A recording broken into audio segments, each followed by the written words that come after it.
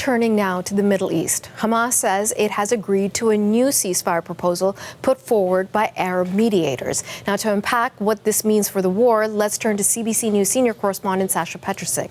Sasha, good to see you. Now, Hamas apparently has an agreement, has a deal on the table that might suggest that the group is softening its position. What is the reality here? What's your best understanding? Well, Natasha, it does seem like a much softer position than we saw a number of weeks ago when talks broke off once again. These talks have been on again, off again for a long time.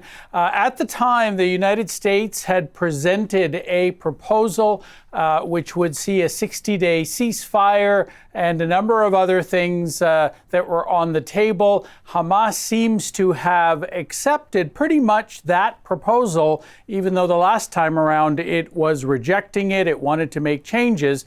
And this time, though, that same or similar proposal didn't come from the Americans. Instead, it came from these mediators in the Arab world. That is, Egypt and Qatari mediators who have been working for a number of weeks to try to bring Hamas over, putting pressure on Hamas through a number of different ways. Today, we heard from the Egyptian foreign minister who talked about this effort continuing now. This is what he had to say. So the Prime Minister and the Foreign Minister of Qatar is here to, consolidate our existing common efforts in order to apply maximum pressure on the two sides to reach a deal as soon as possible, because, as we mentioned, the current situation on the ground is beyond the imagination.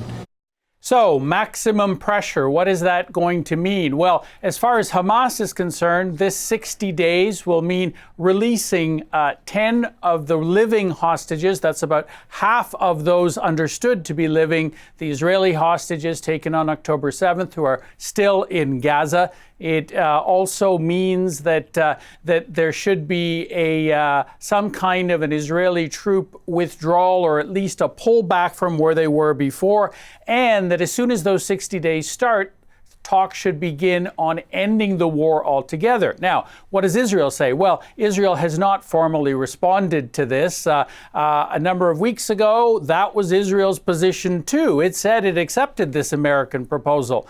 Now, it doesn't sound so much like that is likely. We heard from Israeli Prime Minister Benjamin Netanyahu today basically saying that it's only because Israel has ramped up its military operation in Gaza that Hamas is even coming to the table because of what he calls atomic pressure on Hamas.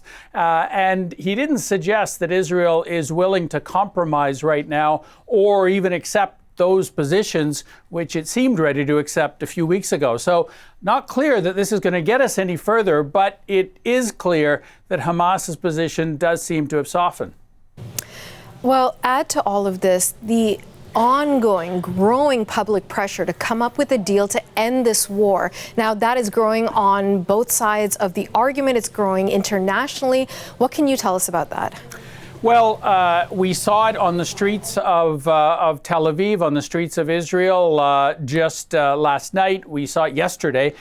We saw hundreds of thousands of Israeli protesters. These protests have been going on. I mean, I've watched them weekly for 2 years now. But this is the biggest one, at least according to the organizers and many of the people who participated. Hundreds of thousands of people trying to put pressure on the Israeli government to come up with some kind of a deal. And in particular, what they want is a deal that would release the remaining 20 living hostages, bring them back to Israel. That is the main theme for these people. They don't necessarily all agree that Hamas should continue to rule Gaza or any of the other elements. Their main theme is to get the hostages home.